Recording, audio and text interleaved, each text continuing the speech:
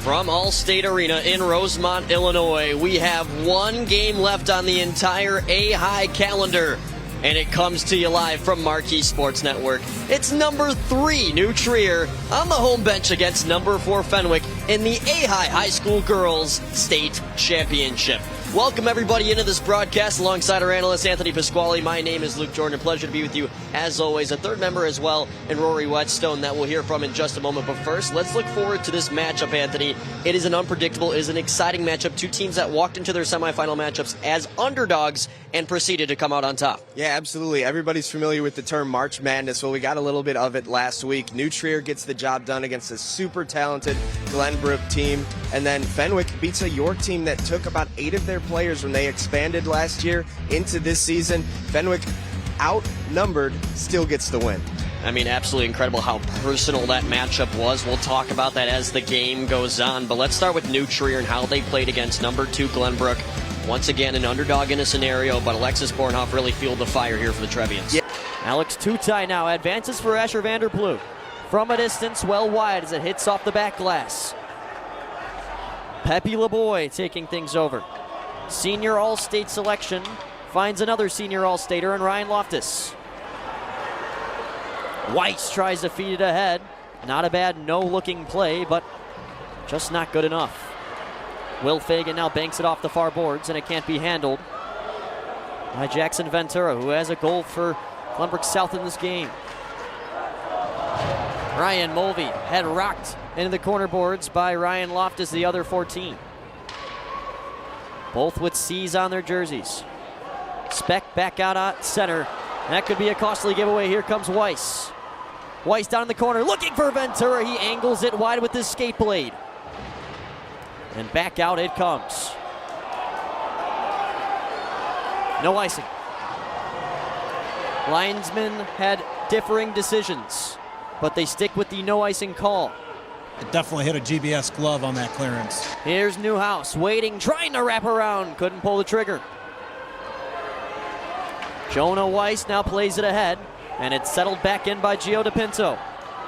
DePinto up the right side, goes from length. The rebound could be up for grabs. Great job by Luke Fagan to evade it out of there. Dropping to both knees, a nice play from Speck. Recovered near side, Finn Hogan. St. Viator. A lot of firsts in this season, but can they try to win their first state championship next game? Out in front, Matthew Ciccone couldn't tap one on. And the other way, Cosmeter just out of reach. It's sent back in. Thomas Preston will try to play it with the goalie stick, but it sneaks by him. Asher Vanderploeg.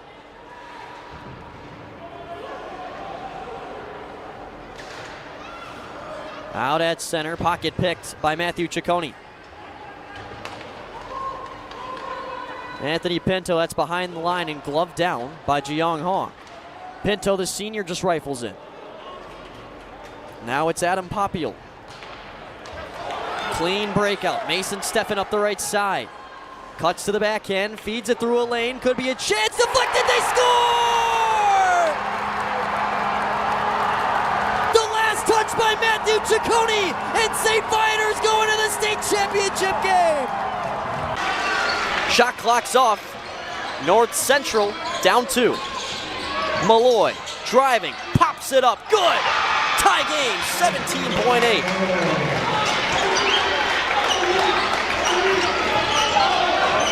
The fate in the hands of the Jays if they want it.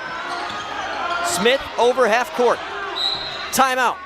The one and only for Elmhurst in this overtime.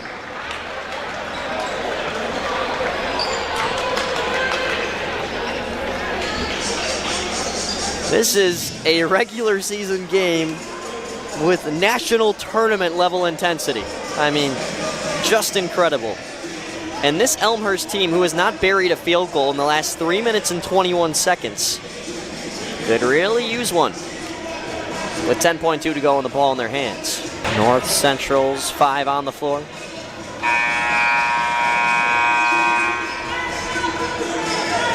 They have Surin, Sviteris, Malloy, Diaz, and Bullock.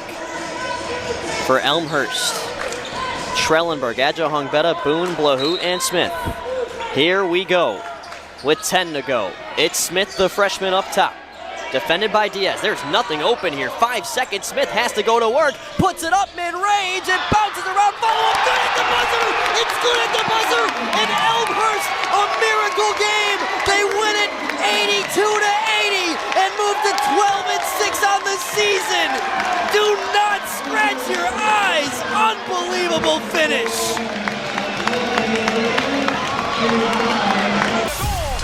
For your Chicago Fire. The Chicago Fire play here live alongside Joe Chats. Here's Luke Jorden on the Big 89 WLS.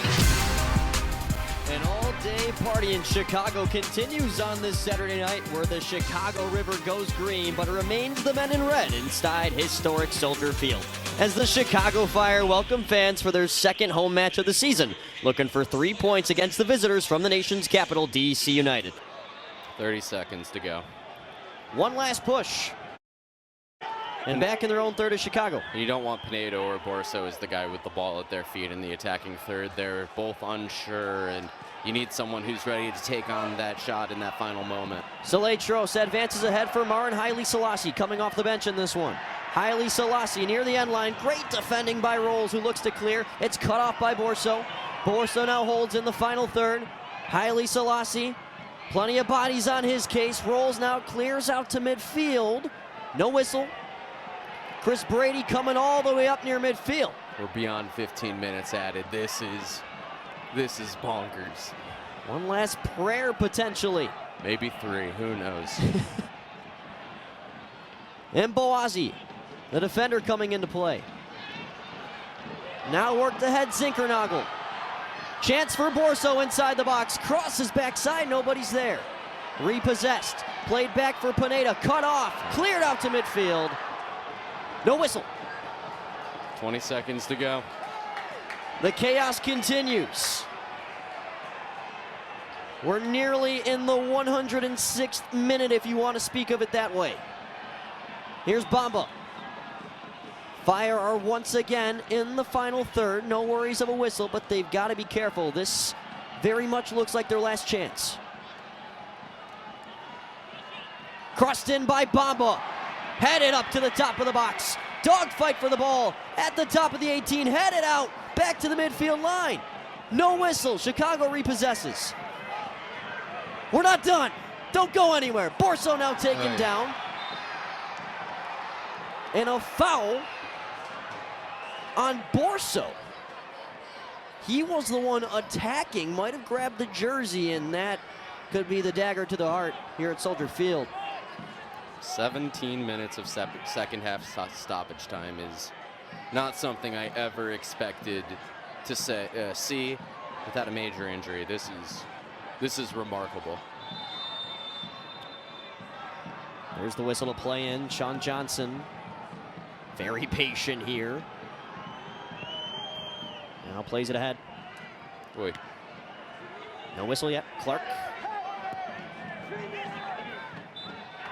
There it is. DC, after down 1-0, crawls back on the road here in Chicago and claims a crucial 3 points. They overtake Chicago in the standings. In the Eastern Conference here in the MLS on match day 4 has really shaken up. That was a really tough way to end it for the Chicago. Time to clamp down defensively. Malcolm Davis for 3. Toilet pulls out. And a defensive rebound for Lewis. It's Ryan Hall, Johnny on the spot. 80 seconds to go. And Lewis with a 5-point lead. Cosme. Nick Rocco has 2 timeouts in case they get in a trap. Ali Orshoes drives instead and throws it away. Here comes Ikono the other way with numbers in transition. Bounce past Lucas on the drive. Oh my goodness! An incredible block by Drew Fisher. This place, everybody on their feet. Cosme's still in a trap, and he'll get it out to Hall. They're over midcourt in time, and Lewis will have it settled down. It bounces off of Ikono for Lewis Paul. Oh boy, if I was Jimmy Drew, I'd use a timeout here. Instead, Nick Rocco's going to use it for Lewis, which will quiet the air in here, but I think he wants his guys to come back to earth off a sensational block from Drew Fisher. I mean, I've won. Lake Forest Scouts, our very own Luke Jorden, the third member of our crew, standing by with their head coach, Steve Sauer. Coach, you guys have such a sensational record against teams above 500 this season. What about these types of games get you guys playing at such an incredible level? You know, I don't honestly know. These kids are so into this. They are so pumped up to be here, and they've made themselves believe that they can literally beat anybody, and we've proven that this season, and they're excited. It's great. Junior returner Logan Marsh, the SHL goaltender of the year. What about his game from last season? First year as a varsity goaltender has improved so much now, earning that accolade. I honestly think Logan is so composed in the net. Even when he does give up the rare goal, you can't tell. It does not shake him, and that really holds our team together too. What's one takeaway you took away from game one against this team that you need to make sure you really emphasize here in game two? We need to shoot the puck when we get the opportunity, that's for sure, because no shot is easy here. So we need to keep shooting through screens, getting to the net, and getting to those dirty areas to score some goals. Thanks, Coach. Guys, back up to you.